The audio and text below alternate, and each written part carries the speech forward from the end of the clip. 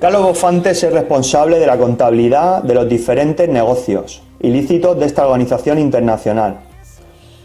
Cuando se tenían que tomar decisiones fuertes, se reunían los jefes en la mesa redonda de la primera planta. Como antes he dicho, y estos tienen el jefe supremo de la organización. Este se llama Carlos Fabra, a quien todos le rendían la más completa obediencia, al mismo tiempo que cada uno de los jefes tiene su propio grupo de especie de sicarios, que obedecen a sus órdenes de la misma e incondicional forma. Carlos Fabra solía venir con frecuencia al Bar España. En ocasiones lo hacía con el coche oficial de presidente de la Diputación de Castellón. Lo aparcaba en la misma puerta, el chofer se quedaba esperando el tiempo que hiciera falta. Fabra venía cuando se organizaba una buena y gran fiesta, con cena incluida con los niños y niñas que traían del centro de menores. En la primera planta se llenaba de gente, seguidores de Fabra. Estaban todos los jefes de la organización, además de invitados e invitadas y clientes. Esto ocurría al menos una vez al mes durante los años 80. Cuando la fiesta llegaba a su fin, Fabra se reunía en privado con Carlos Bofante para pasar cuentas. Y al rato Fabra se iba del Bar España con una cartera llena de dinero en billetes. Carlos Fabra era quien más dinero se llevaba para eso. Y para eso era y es el jefe supremo de la organización. El negocio le iba muy bien. De forma sistemática, en el transcurso de esta fiesta, los invitados y clientes les daban sobres con dinero, que recogían Juan Mateu y Francisco Roca Sisco. Y estos se los pasaban a Bofante, y este contaba el dinero en su habitación y apuntaba en un libro estas donaciones, entre comillas, que, por lo que yo sabía, eran pagos a Fabra, por ciertos favores, judiciales, políticos, empresariales, de información, etc. Aparte de que los clientes y los invitados le pagaban a Farina por asistir a la fiesta. Siempre se movía mucho dinero en estas fiestas. Por otra parte, es demostrable y comentado públicamente por el mismo Francisco Roca Sisco, que es famoso en Benicaló por ser un bocazas, con incontinencia verbal, con personalidad acostumbrada a mostrar su conocida y pública actitud de absoluta soberbia y prepotencia, alardeando públicamente que es socio y amigo de Carlos Fabra, en el negocio de las dos academias de informática, una en Benicaló y otra en Villarreal. Parece ser que los cursos del INEM le podían estar adjudicados a dedo y acaparados por las academias de Francisco Roca. Esto es un detalle curioso que podría interesarles, ya que estando yo presente en el momento que los invitados depositaban los sobres que contenían dinero, Francisco Roca también depositaba su sobre. Yo no entendía el por qué Sisco le daba también el sobre en ese momento. Ellos se veían más a menudo en el Bar España. El caso es que, hablando de esto con mi amigo Carlitos España, me dijo que el dinero que hay en los sobres forman parte de la ceremonia que se hace en la fiesta. Fabra cree que todos los que vienen a la fiesta son ricos gracias a él y que todos le dan los sobres como reconocimiento a sus especiales favores. Antonio, el gitano, tenía como jefe a Giuseppe Farina. Algo no fue del agrado de este. Antonio le debía dinero de la venta de cocaína. Ambos discutieron fuertemente en el mismo Bar España. Farina se cobró la deuda con sus dos hijas pequeñas, que en ese momento las niñas estaban con el padre en el Bar España.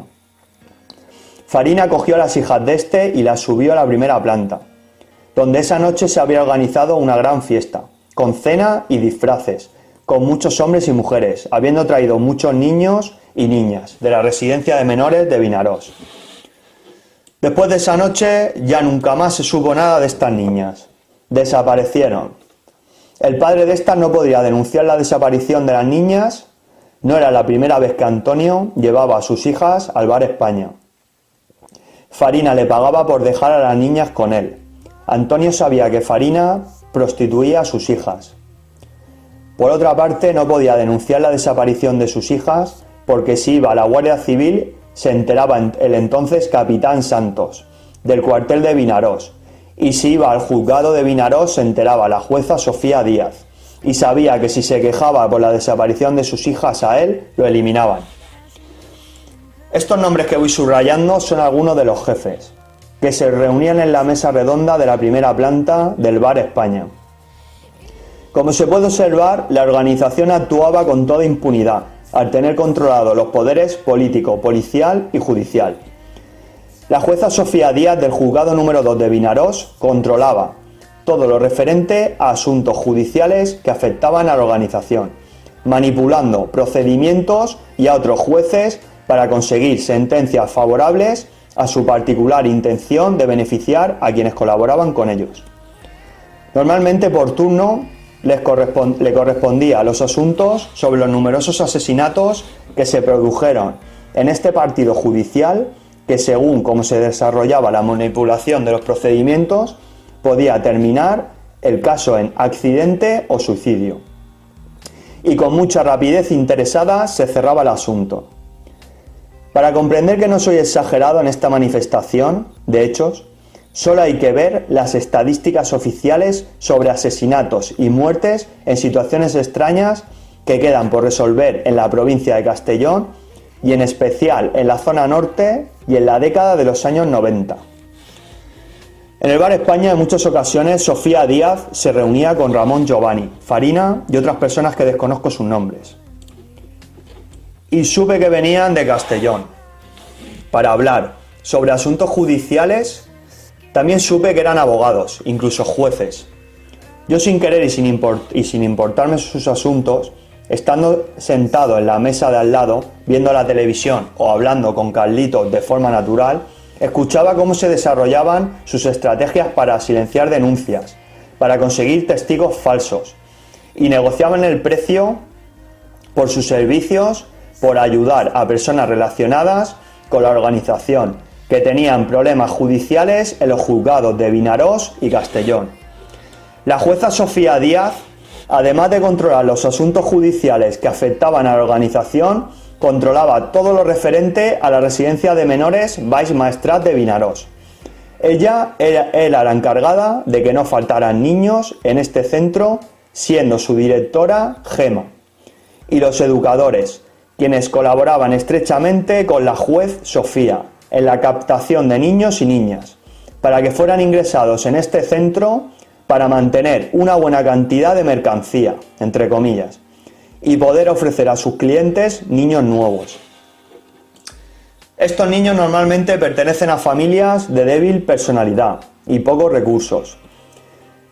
De esta forma, cuando a los padres les contaban sus hijos los abusos sexuales a los que eran sometidos, algunos padres interpusieron denuncia en el juzgado de Vinarós por los hechos relatados por sus hijos.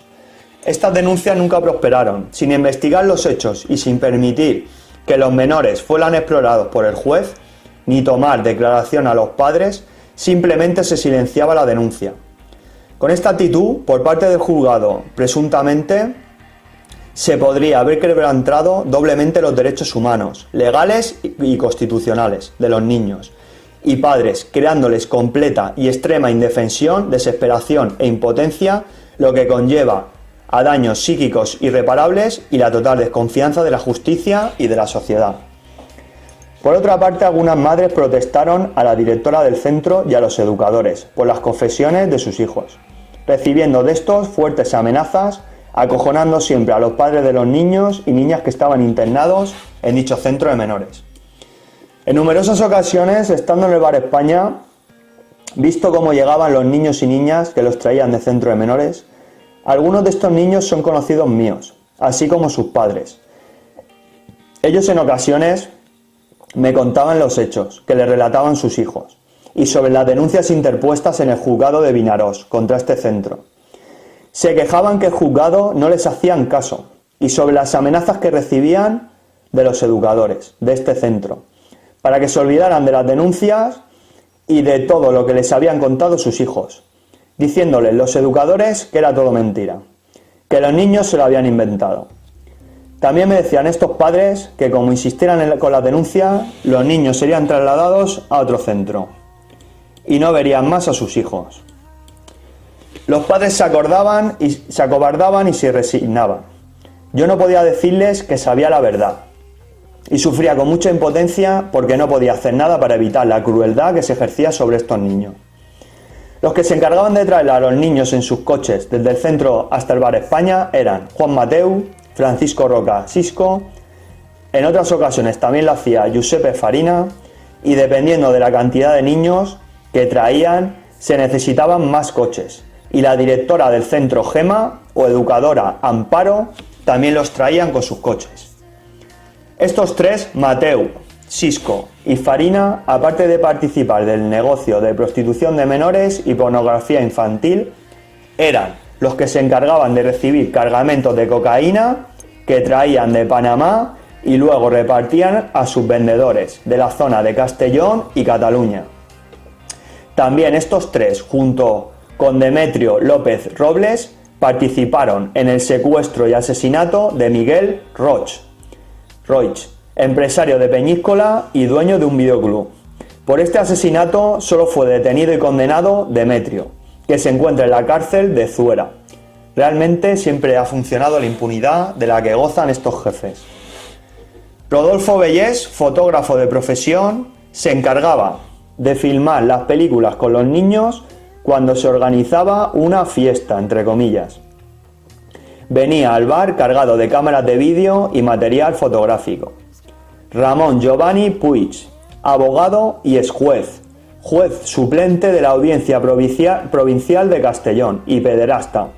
Participaba del negocio con los niños y ofrecía a personas de Benicarló y comarca sus servicios de abogado. Le garantizaba resultados judiciales positivos a quien le pagara las cantidades de dinero que él imponía. Esto era para él y la organización un buen negocio. Muchas veces he visto que en el Bar España que se reunía con gente que le daban gordos fajos de dinero. Y además a esta gente le agradecían que les hubiera salvado de la cárcel. Giovanni presumía de sus amistades con jueces y fiscales de los juzgados de Vinarós, como de Castellón, y de los favores que estos le hacían. Es íntimo amigo de Wenley Palacios, abogado y asesor personal de Carlos Fabra Carreras. Ellos se reunían en ocasiones con Sofía Díaz, en el Bar España.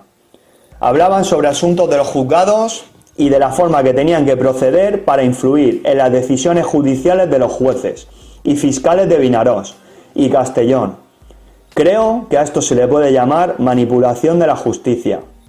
Si por el momento se está demostrando la corrupción existente en el ámbito político, ¿por qué habría de extrañarse que existiera en el ámbito judicial?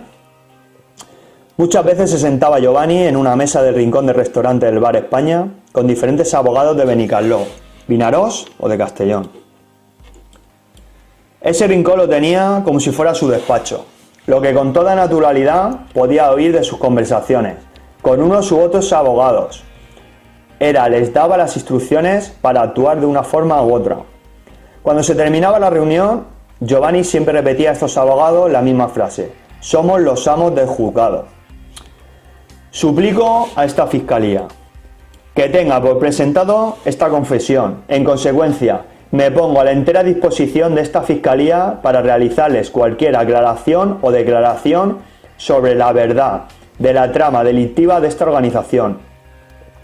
Creo en la integridad de esta fiscalía y pido ayuda para que se ponga fin a la situación de inseguridad y miedo en la que estamos viviendo mi hija, yo y numerosos ciudadanos honrados de este partido judicial, y podamos vivir en paz y armonía. En la actualidad sufro por mi hija, por la que ya empezó a sufrir represalias de la organización para asustarme y asegurarme de que me quedo quieto y callado. Benicarló, 5 de mayo de 2013. Joaquín Crespo Marqués.